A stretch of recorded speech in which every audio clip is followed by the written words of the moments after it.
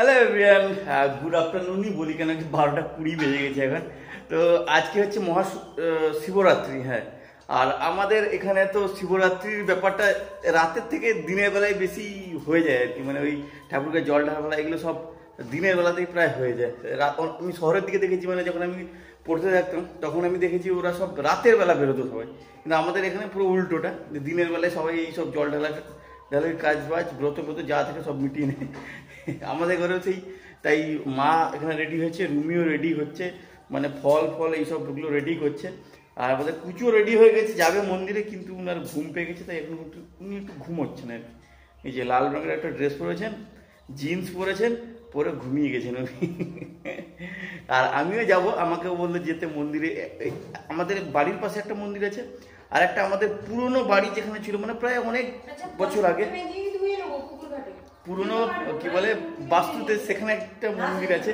সে মন্দিরটা এর আগেও একবার দেখিয়েছিলাম, আমাদের পাপা যখন তার মায়ের কোলে ছিল, মানে তখন ওই স্বস্থান হয় না, ওই স্বস্থান করা হয়েছিল 5 মাসের না কিসের, যেই মন্দিরটায় গেছিলাম সেই মন্দিরটায় আজকে মা আর রুমি যাবে, পাপা যাবে, আমিও যাবে।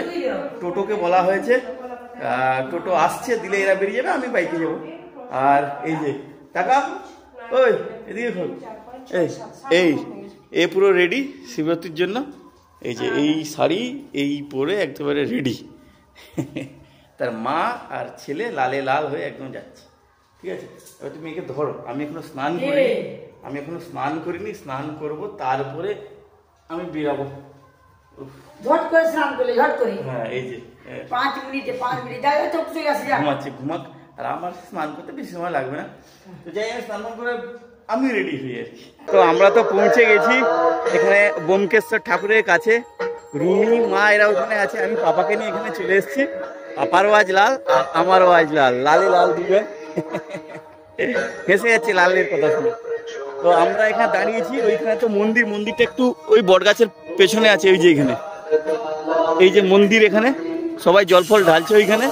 আর আমি আর আমার পাপা চলে এসেছি এইখানে। আমরা এই ভিড়ের মধ্যে নেই, আর সেখানে চিৎকার চেঁচামেচি হচ্ছে, তো পাপাকে নিয়ে আমরা এদিকে চলে এসেছি। আর ভেতরে দেখুন কত ভিড়, দেখাচ্ছে একটু পরে কত ভিড় এখানে। তবু তো এখন কত 12:30 1টা বাজে, এই অবস্থা। আরো যত বেলা বাড়বে তত বাড়তে থাকবে ভিড়। তো এখান থেকে, এই ঠাকুরের নাম হচ্ছে বোমকেশ্বর, এখান থেকে জল ফল দিয়ে মায়েরা যাবে আমাদের বাড়ির পাশে যে অমরেশ্বর বলে যে ঠাকুরটা আছে, ওখানে আবার জল ঢালতে। টোটো করে তো ওরা এসছে, আমি তো বাইকে এসছি। আর বাবা ঘুমিয়ে গেছিল না, জেগে উঠেছে টোটোতে আস্তে আস্তে। বাবা ও বাবা, টাটা করে দাও, টাটা করে দাও, টাটা করে দাও, টাটা করে দাও বাবা। এইবার এসছি মন্দিরের সামনের দিকটা। এই সামনেরটা হচ্ছে লাট মন্দির। আর ভিড় দেখুন কত, প্রচুর ভিড় হয়েছে আজকে। আর ভিড় তো হওয়া স্বাভাবিকই। আর আমরা যেরকম বলেছিলাম, আমাদের এদিকটায় দিনের বেলা এই শিবরাত্রির জল ঢালার ব্যাপারটা দিনের বেলাই হয়ে যায়। আর ওইখানে দেখুন মা বসছে এইখানে ওই পুকুর ঘাটটায়, আর আমি কুচুকে কোলে নিয়ে ঘুরে বেড়াচ্ছি। বদমাসটা ঠিক জেগে উঠেছে টোটোতে আস্তে আস্তে। আর এইখানে মানে এই একটা মাঠ আছে, মাঠে একটা ছোটোখাটো মানে মেলা টাইপের বসছে।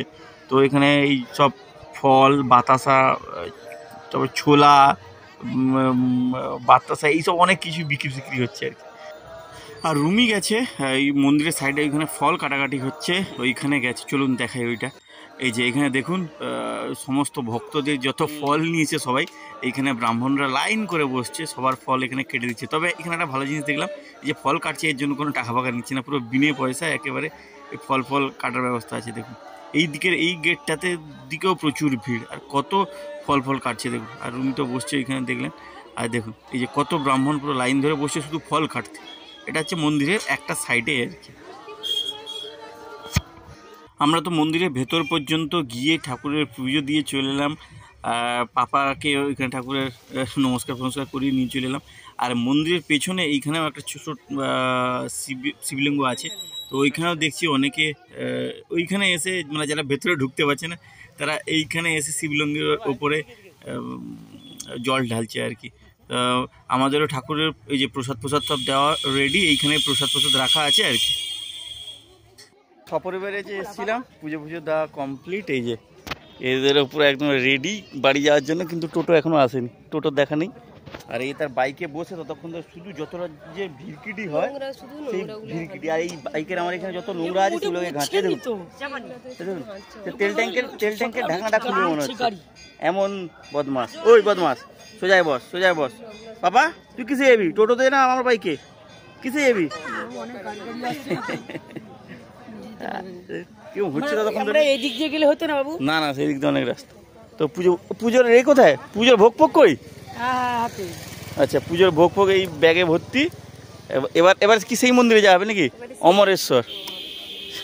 চলো আমরাও যাই। আর আমি বললাম পাপাকে নিয়ে বাইকে চলে যাব, মা বলছে না রাস্তা আঁকা মাকা আছে, তুই নিয়ে যেতে পারবি না। আমি নাকি নিয়ে যেতে পারবো না। যাই হোক, বড়দের কথা শুনতে হয়। তারপর আজকের মতো দিনে আজকে হরিলুট হবে বললাম, কোথায় এখানে সেসব আমি জিজ্ঞাসা করিনি। আজকে রাত্রিবেলা এখানে বোম ফাটানো হবে। এখানে এখন এই যে এখানে এই মঞ্চ বানিয়েছে, মঞ্চে অনুষ্ঠান হবে। আর রাত্রিবেলা বললো এখানে নাকি ওই বাজি ওই যে মানসিক যে বাজি থাকে না, সেগুলো হবে। 2-3 দিনের প্রোগ্রাম। আমি হরিলুটের মানসিক করেছি না, আজকে হরিলুট দিতে আসবি? ও রাতের বেলা। আচ্ছা আচ্ছা, ঠিক আছে। তো আমরা তো পুজো দিয়ে চলে এসেছি। আমাদের বাড়ির পাশের যে ঠাকুর, ওখানেও পুজো দিয়ে চলে এসেছি। এবার এসে আমরা খেতে বসবো। আমরা বলতে আমি আর মা, রুমি তো ব্রত করেছে, ও তো আজ মানে শুধু ঠাকুরের ওই চরণামৃতই খেয়ে থাকবে। হ্যাঁ, আর আমরা তো ভাত খেতে পারবো সবই নিরামিষের উপর। আমার কুচু আমার বাবা এবার খাবে, একবারই খাবো সন্ধ্যের আগে ফল খাবি। আচ্ছা আচ্ছা, ফল খাবে। আর এখন আবার পাপা খাবে, এই জন্য তার এখানে লাঞ্চ রেডি হচ্ছে। আমাদেরও মোটামুটি লাঞ্চ বাড়া হয়ে গেছে। ভাত, শুক্তো, এখানে আলু ভাতে, ঢেঁড়স ভাজা এইসব আছে। আর কি বলছিস? 3:30 বাজে? আমরা 3:30-র সময় লাঞ্চ করবো ভাবুন। আর আমাদের ঘরে শিশু ভোলানাথ এই যে আমরা করলে এসে বসছি। তুমি কি খাবে বাবা? ভাত খাবে? কি খাবে? ভাত কি? আর ইনি এখন ড্রেস ফ্রেস ছাড়েননি, ইনি এখন সেই একই ড্রেসেই আছেন এখনো। একবার আমার কোলে ওঠে, একবার এদিকে যায়, এদিকে লাফায়, এদিকে ছোটে। যাও, এবার তার কার্টুন চালু হয়ে গেছে, এবার সে খেতে যাবে। যাও চলে যাও মামা কাছে চলে যাও। এই যে কার্টুন দেখাতে হবে। কি দেখাচ্ছিস? আচ্ছা, সাউন্ড অফ এনিমেল। আচ্ছা। হ্যাঁ, এবার সে এইটা দেখবে, তাহলে সে আরামসে খেতে, মানে তার খাওয়া দাওয়া কমপ্লিট হয়ে যায় আর কি। এই যে কি কোন আওয়াজ? হ্যাঁ, সেও লাইনের মতো আওয়াজ।